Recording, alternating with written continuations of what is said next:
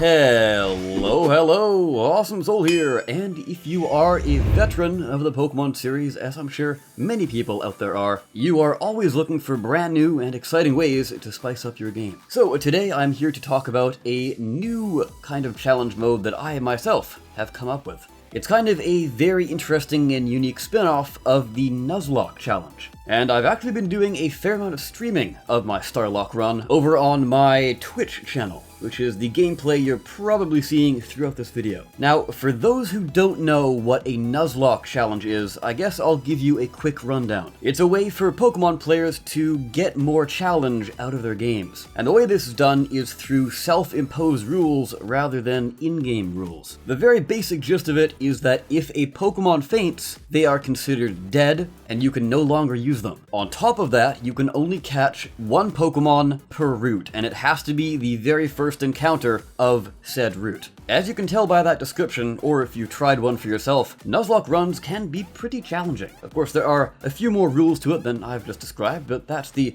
basic rundown. However, a Starlocke is, dare I say, even more difficult than a Nuzlocke. The name Starlocke comes from two places. One, obviously, the lock part of it comes from the fact that it's a kind of spin-off of the traditional Nuzlocke challenge, and the star part plays into the first rule, and that is you start the game, yes, start the game with 18 Pokemon. One of each type. It is strongly recommended that these Pokemon are your favorites, your stars, if you will, of each type. And how you get these Pokemon is entirely up to you. It really depends on which game you're playing. Now, when it comes to setting up these types, there are two rules. The first is that if a Pokemon has multiple types, you can select either one of those types to be that type category. For example, if you wanted a Golisopod on your team, you could put that Pokemon into either the bug category or the water category, because of course it is both a bug and water type. And you can kind of do this strategically as well. So if you had another bug type Pokemon that you really liked, but didn't really have too many water types that you're very fond of, you can put Golisopod in the water section to free up a spot for your bug section. And the second rule here is that you are going off of the final evolution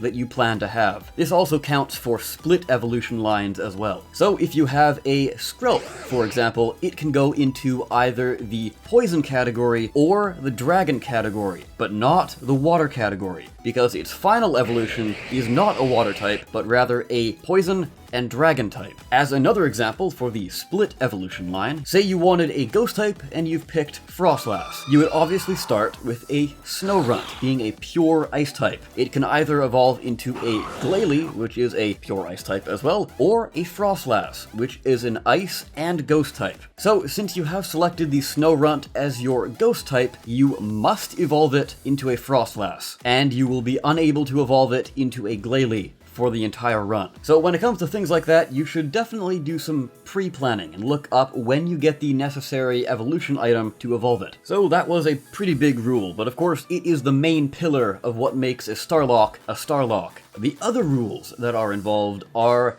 you cannot catch any wild Pokemon, use gift Pokemon, and cannot make any trades at all. This of course means that any smart players who happen upon Pokeball items in the wild will be able to sell them for a little bit of extra cash. The next rule is a pretty classic one. When a Pokemon faints, it is considered dead and must be put in the PC or released, though preferably in the PC because of another optional rule that I'll get to in a little bit. The next rule is something that makes the game even more challenging, and makes it so that you have to play smart and plan a fair bit ahead of time. And that rule is, you can only replace your current Pokemon if one of them dies. So, say for example you're coming up against a fire gym, and you have a fair amount of Pokemon that are weak to fire moves, and you don't really have a water type or a rock type to help you out. You will be unable to switch out your Pokemon for those types or any Pokemon for that matter, until one of your current team members is considered dead, aka faints, and ends up in your PC graveyard. While that rule makes it a lot more difficult than a traditional Nuzlocke, the next rule slightly wheels it back. And that is, if you black out/white out, you can continue if you have Pokemon to replace all of those lost. Of course, this means that all 6 of your current Pokemon will be considered dead and cannot be used any longer. Meaning that if you black out from the full 18 Pokemon, you'll be down to a total of 12 Pokemon remaining for your entire run. Of course though, the game is considered over once you lose all 18 of these Pokemon. Obviously, it's not specifically 18 random Pokemon. Like I said earlier, it is one of each type. Now, unfortunately, since I'm not a psychic and I don't know what Game Freak are planning in the future, if they do ever add a new type that is not mentioned in this video, of course, Fairy being the latest type at the time of this video's release, you can go ahead and add whatever new Pokemon type they add to that list. Say for example they release a sound type, which is a very popular type that many people in the community have kind of been wanting. It will bump that number from 18 to 19, obviously, because now that would make it 19 types. And before I go, the last and optional rule, one that I personally haven't used myself, but if you do like the idea of this challenge mode, yet you find it a little bit difficult, you can use this optional rule to help you out. And that is, if the game you're playing is more difficult or you find yourself to be having a little bit of trouble, for each gym you defeat, or that game's equivalent, you can get a revive token to bring back one of your deceased Pokemon. Once you use this token, it is obviously used up. You can only use it once per gym badge. Of course, Sun and Moon's equivalent to this would be the Island Trials. While personally I think the game is a lot more challenging without this edition, again, if you find yourself struggling,